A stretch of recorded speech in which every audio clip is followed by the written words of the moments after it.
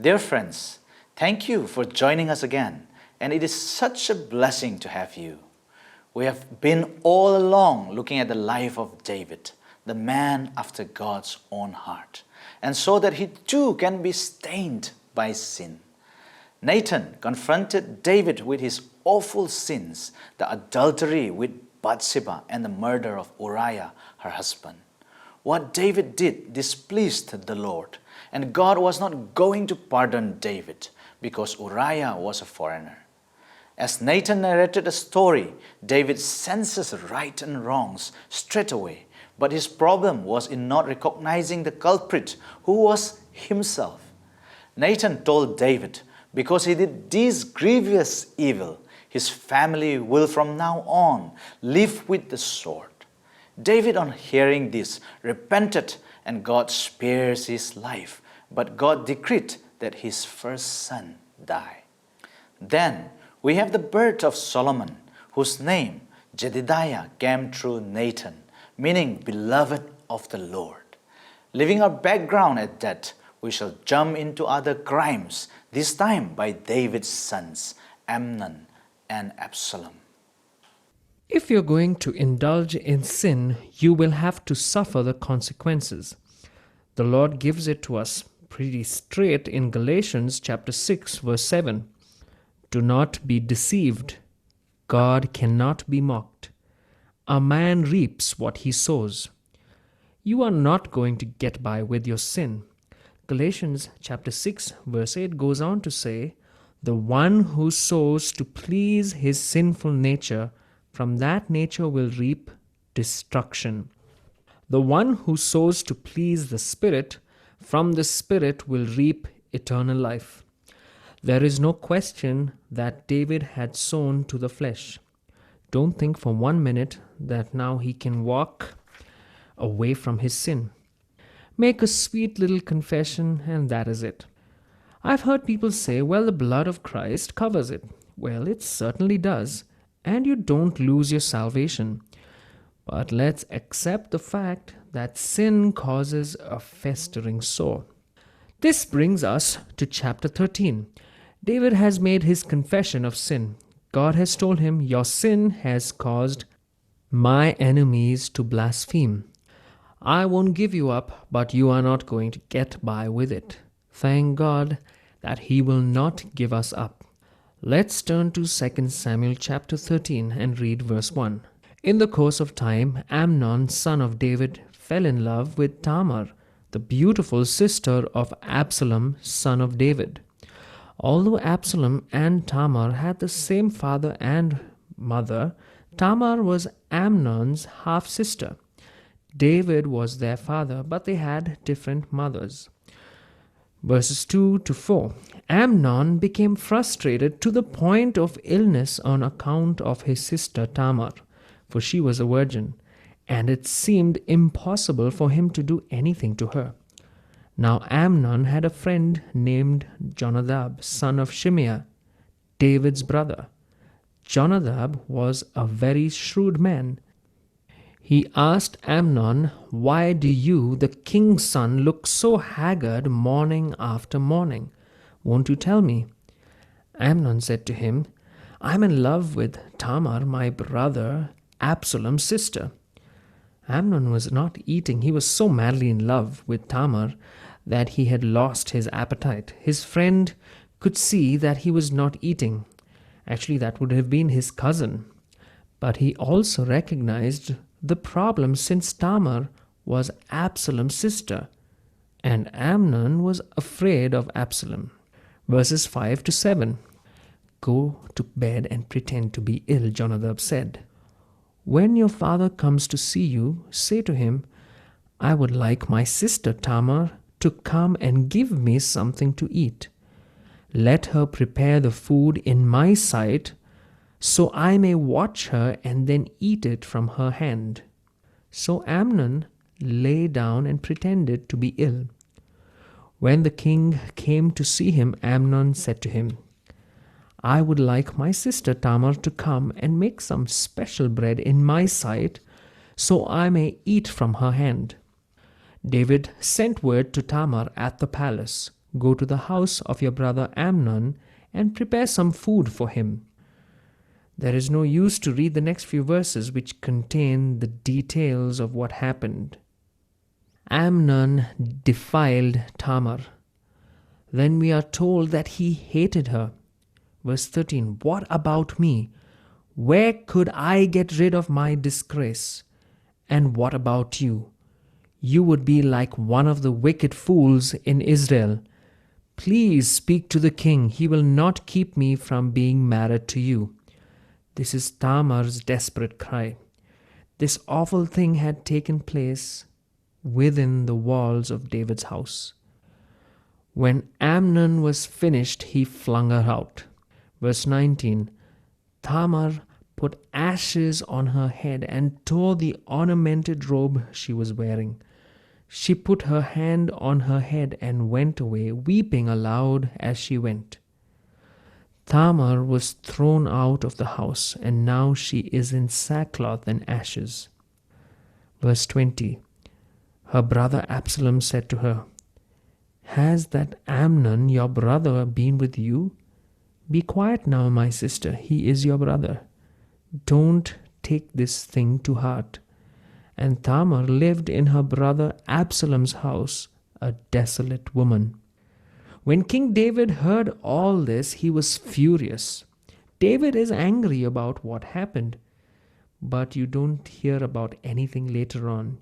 You don't get to hear of how he dealt with the matter. David was like many other men in Scripture, very indulgent, a father who was indulgent, who raised a bunch of kids who were pretty bad. That has happened again and again. It started with old Eli, God's high priest. His sons were not only immoral, they were godless and had a racket going on. Then we come to Samuel. Since he was raised in the same atmosphere as Eli's sons, you would think Samuel would be more careful, more of a disciplinarian, that he would have maintained some authority and control over his sons. But his sons turned out to be corrupt and dishonest. Next, we come to David. He knew Samuel, and he knew Samuel's sons. You would think he would have been more strict with his children, but he wasn't. He too was an indulgent father. He was angry about what Amnon did to his sister Tamar, but that's about it. Then you think of David. What kind of an example was David? He hadn't set an example for his sons. The main problem today in our homes is the lack of example and discipline on the part of the parents. My friend, lecturing will not get you anywhere. Give him an example and discipline. Remember, actions speak louder than words. Another strike against David is the fact that he had multiple wives and many children. As a king with many heavy responsibilities, how much time do you think he would have had in spending time in rearing his children? The problem with many of us is that we probably have neglected our families for the sake of work. And even if it's the Lord's work, well, dear friend, let's recognize that the Lord's work begins at home. The Lord's work starts within the confines of our own family. We should never underestimate the responsibilities we have within our own home. Parents need to realize that they need to spend time training their children. Spend time, yes. Invest time. Don't get the impression that you're raising little angels. Proverbs chapter 23, verses 13 to 14. Do not withhold discipline from a child. If you punish him with the rod, he will not die. Punish him with the rod and save his soul from death.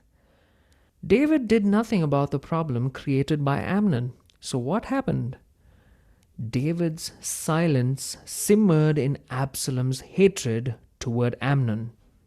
He took law into his own hands later on. Parents, don't be afraid to say no. Don't fear to show your disapproval over a certain course your child is taking.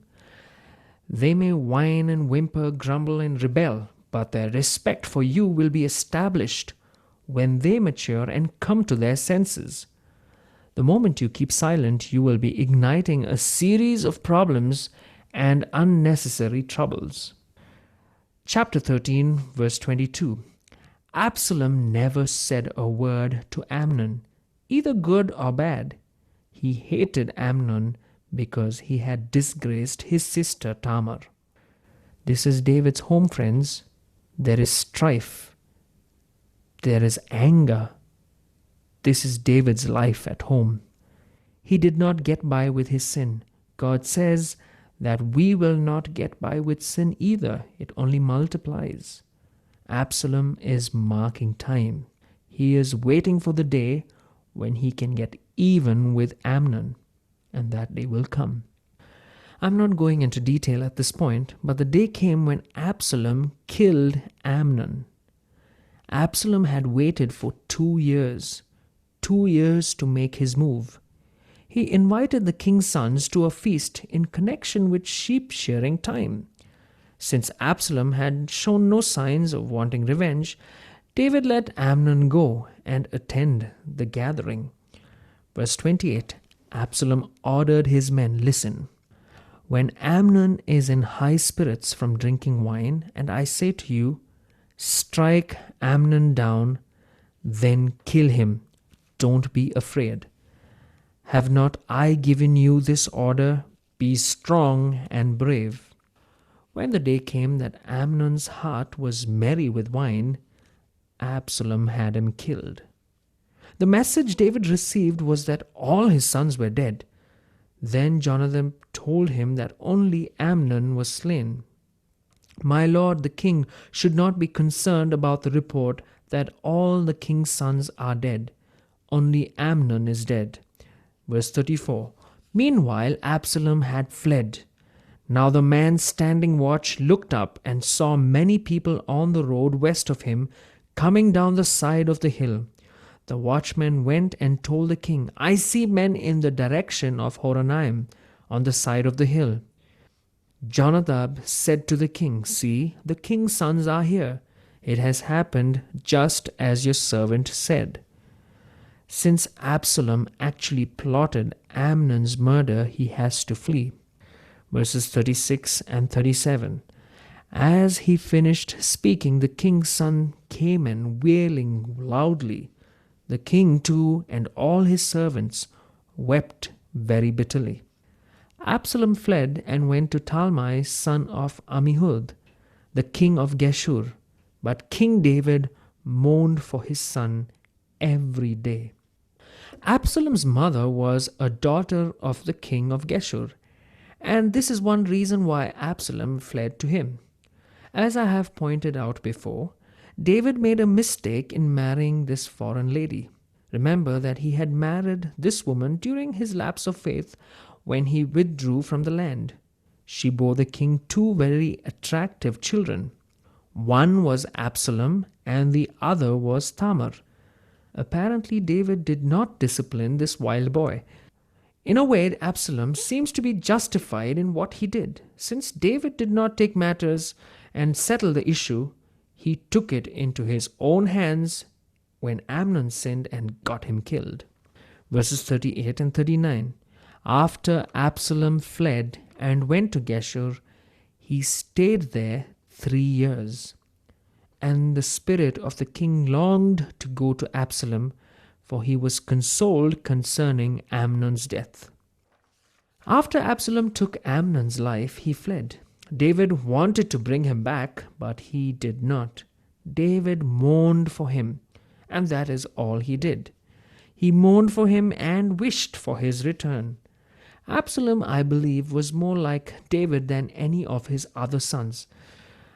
I guess it was probably David's intention that Absalom succeed him as the next king of Israel. That ambition also lurked in the mind of Absalom, as we shall see. Chapter 14, verses 1 to 3. Joab, son of Zeruiah, knew that the king's heart longed for Absalom. So Joab sent someone to Tekoa and had a wise woman brought from there. He said to her, "Pretend you are in mourning dress in mourning clothes, and don't use any cosmetic lotions. Act like a woman who has spent many days grieving for the dead. Then go to the king and speak these words to him. And Joab put the words in her mouth. Joab grew up in the vicinity of Tekoa and may have known this woman from earlier days. Verse 4 to 7. When the woman from Tekoa went to the king, she fell with her face to the ground to pay him honor, and she said, "Help me, O king." The king asked her, "What is troubling you?" She said, "I am indeed a widow. My husband is dead. I, your servant, had 2 sons. They got into a fight with each other in the field, and no one was there to separate them. One struck the other and killed him. Now the whole clan has risen up against your servant. They say, 'Hand over the one who struck his brother down, so that we may put him to death for the life of his brother whom he killed. Then we will get rid of the heir as well.' They would put out the only burning coal I have left, leaving my husband neither name nor descendant on the face of the earth." Joab got her to play upon the feelings of David by telling him her sad story. Just as David had used deception, he was now being deceived. Verse 11. She said, "Then let the king invoke the Lord his God to prevent the avenger of blood from adding to the destruction, so that my son will not be destroyed. As surely as the Lord lives," he said, "not one hair of your son's head will fall to the ground." David grants her imaginary son a full pardon. Then she makes the application to David and Absalom. The woman said, "Why then have you devised a thing like this against the people of God?" When the king says this, does he not convict himself? For the king has not brought back his banished son. The widow of Tekoa was putting David in the place of her imaginary prosecutors. What her prosecutors could do to her remaining son, David was doing to God's people by punishing Absalom for the crime he had committed. She is representing the people of Israel as the widowed mother. She claims to be speaking in the name of all Israel, and possibly she does express their feelings. Absalom was very popular with the people, and they probably felt that Amnon got what he deserved. He deserved to die for the crime that he committed. The final outcome of the incident is that in a half-hearted way, David is willing for Absalom to return. Verses 21 to 24. The king said to Joab, "Very well, I will do it. Go, bring back the young man Absalom."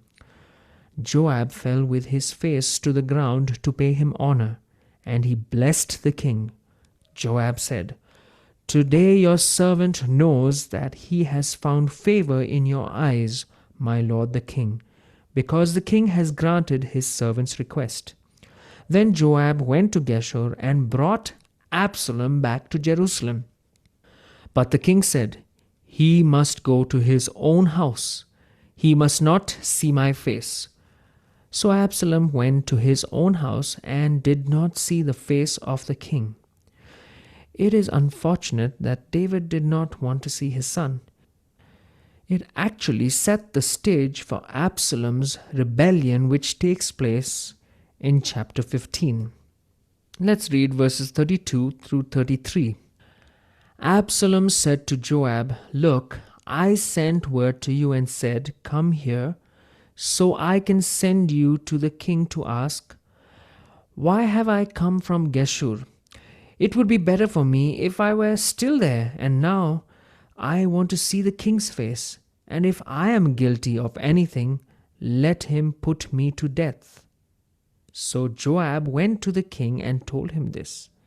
Then the king summoned Absalom, and he came in and bowed down with his face to the ground before the king. And the king kissed Absalom. Although David's kiss was a sign of complete reconciliation and restoration of Absalom's position as the king's son, I guess it was given a little reluctantly and a little too late. The fact that his father did not give him instant, wholehearted forgiveness actually paved the way for a lot of rebellion and confusion later on. Remember, God had not forgiven David half-heartedly. God did not say, "Well, I forgive you, but we will not have fellowship anymore.